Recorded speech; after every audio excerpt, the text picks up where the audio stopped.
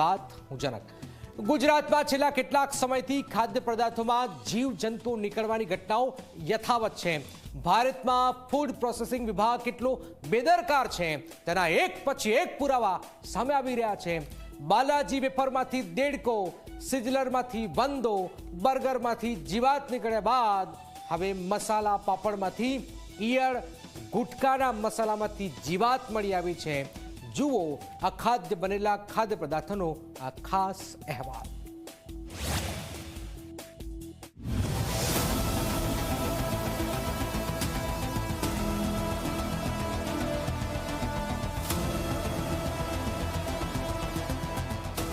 ગુજરાતમાં બહારનું ખાતા પહેલા કે મંગાવતા પહેલા 100 વખત વિચાર કરજો। અત્યાર સુધી તો ખાદ્ય ચીજોમાં જીવાતો મળી આવતી હતી, પરંતુ હવે તો ગુટકા ખાનારાઓએ પણ સાવચેત રહેવું પડશે।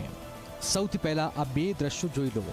પહેલા દ્રશ્યો જામનગરના છે, જ્યાં જાણીતી વિશાલ ઇન્ટરનેશનલ હોટલના ભોજનમાંથી જીવાત નીકળી, તો બીજા દ્રશ્યો રાજકોટના છે, જે મસાલો રાજકોટવાસીઓ હોંશે હોંશે ખાય છે તે જ મસાલાની તંબાકુમાંથી જીવડું નીકળ્યું છે।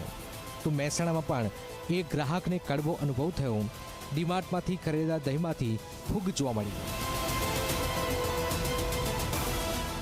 જામનગરમાં એક વ્યક્તિને ઇન્ટરનેશનલ હોટલમાં જમવા જવાનું મોંઘું પડ્યું છે, કેમ કે આ વ્યક્તિને એમ હતું કે સારી હોટલમાં જમવા જઈશું તો સારું જમવાનું મળશે, પરંતુ એવું થયું નહીં, કેમ કે જામનગરની જાણીતી વિશાલ ઇન્ટરનેશનલ હોટલમાં જમવા ગયેલા વ્યક્તિએ ભોજનનો ઓર્ડર આપ્યો તો ભોજન સાથે આવેલા મસાલા પાપડમાં જીવતી ઈયળ પીરસી દેવાઈ।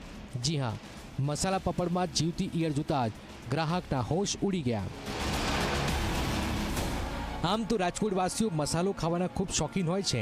કહેવાય છે કે સવારે ઉઠીને બ્રશ કરતા પહેલા અમુક લોકો મસાલો ખાવાનું પસંદ કરતા હોય છે। માત્ર રાજકોટ નહીં, ગુજરાતના મોટાભાગના શહેરોમાં લોકો મસાલો ઘસતા પણ જોવા મળે છે, સાથે પોતે તો ખાય છે જ, પોતાના મિત્રને પણ હોંશે હોંશે મસાલો ખવડાવે છે। પરંતુ હવે આવા મસાલા ખાનારાઓએ પણ સાવચેત રહેવું પડશે, કેમ કે પહેલાં તો ખાદ્ય ચીજવસ્તુઓમાં જીવાત નીકળતી, પરંતુ હવે તો મસાલામાં નાખવાના ગુટકામાં પણ જીવાતો નીકળી રહી છે। રાજકોટના એક વ્યક્તિને મસાલો ખાતા સમયે ગુટકામાં જીવડું મળી આવ્યું હતું। મસાલો ખાનારાઓને આમ તો જીવનું જોખમ હોય છે, પરંતુ હવે ગુટકામાં જીવડા નીકળવા લાગતા જ આવા લોકોને જીવનું ડબલ જોખમ ઊભું થયું છે।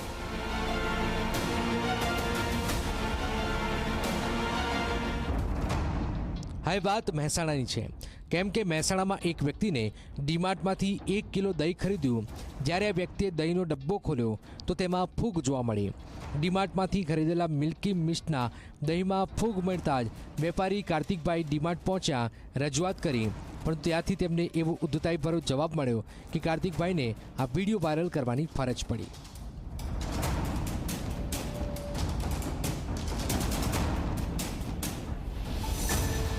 એવું નથી કે આ પહેલી ઘટના છે, આ પહેલાં પણ ઘણી ખાદ્ય ચીજ વસ્તુઓમાં જીવાત નીકળવાના કિસ્સાઓ સામે આવી ચૂક્યા છે।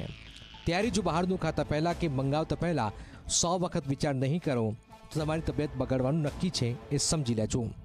જો માનવામાં ના આવતું હોય તો આ દ્રશ્યો જોઈ લો। તમે જે વસ્તુઓ રોજ બહારથી મંગાવીને હોંશે હોંશે ખાઓ છો તે જ વસ્તુઓ કેટલી બિન આરોગ્યપ્રદ છે તે દ્રશ્યો જોઈને સમજી શકશો। વલસાડના એક કેફેના સિઝલરમાંથી વંદો નીકળ્યો છે। વલસાડના અબ્રામા વિસ્તારમાં આવેલા કોફી કલ્ચર કેફેના સિઝલરમાંથી વંદો નીકળતા જ હોબાળો થયો, તો અમદાવાદના એક કેફેમાંથી ગ્રાહકે મંગાવેલા બર્ગરમાંથી જીવાત નીકળી, તો અમદાવાદમાં થોડા દિવસ પહેલાં જ અથાણામાંથી ગરોળી પણ નીકળી હતી, જેના કારણે પરિવારની તબિયત પણ ખરાબ થઈ હતી।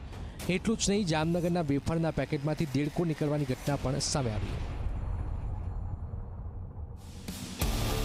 વલસાડમાં બહારનું ખાવાના શોખીન એક વ્યક્તિને એવો અનુભવ થયો કે હવે ક્યારેય બહારનું ખાવાનું નહીં થાય, ન તો ક્યારેય બહારથી ખાવાનું મંગાવશે।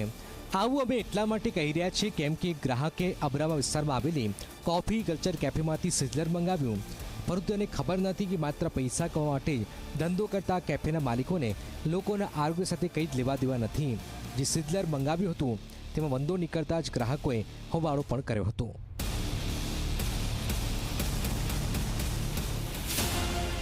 લોકોના ખાવામાંથી માત્ર વંદા જ નહીં, દેડકા અને ગરોળી પણ નીકળી રહી છે, કેમ કે થોડા દિવસ પહેલા જામનગરમાં એક ગ્રાહકે ખરીદેલી બાલાજી વેફરના પેકેટમાંથી દેડકો નીકળ્યો, જાસ્મીન પટેલ નામના વ્યક્તિએ વેફર ખરીદીને ખોલતા તેમાં મરેલો દેડકો જોવા મળ્યો. વેફરમાંથી દેડકો નીકળતા જ લોકપ્રિય બ્રાન્ડ ગણાતી બાલાજી કંપની સામે અનેક સવાલો ઉઠ્યા હતા.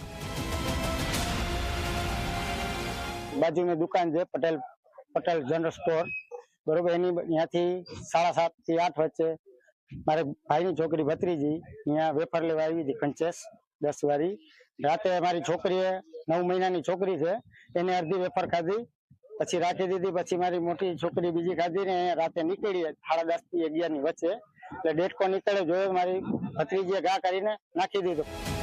લોકોને આરોગ્યપ્રદ વસ્તુ મળે તે માટે ગુજરાત અને ભારત સરકારમાં ફૂડ ચેકિંગનો એક વિભાગ હોય છે. દરેક કોર્પોરેશનમાં પણ આવો એક ડિપાર્ટમેન્ટ હોય છે, પરંતુ આ ડિપાર્ટમેન્ટના અધિકારીઓને માત્ર હપ્તા વસૂલીમાં જ રસ હોય છે. હોટલ, રેસ્ટોરન્ટ કે પછી કેફેમાંથી હપ્તાઓ એટલા માટે મોટા પાયે મળે છે, જેના કારણે અધિકારીઓ કોઈ કામગીરી કરતા જ નથી. ચેકિંગના નામે માત્ર આ અધિકારીઓ નાટકો જ કરે છે. ખાલી હોટલમાંથી વધુ હપ્તો મળે તે માટે કાર્યવાહીના ઢોંગ પણ કરે છે. જો સાચી કાર્યવાહી કરવામાં આવે તો અવારનવાર આવી ઘટનાઓ ન બને. જોવાનું રહેશે કે નગરોળ તંત્રના અધિકારીઓ હવે ક્યારે જાગે છે. Bureau report, Zee media.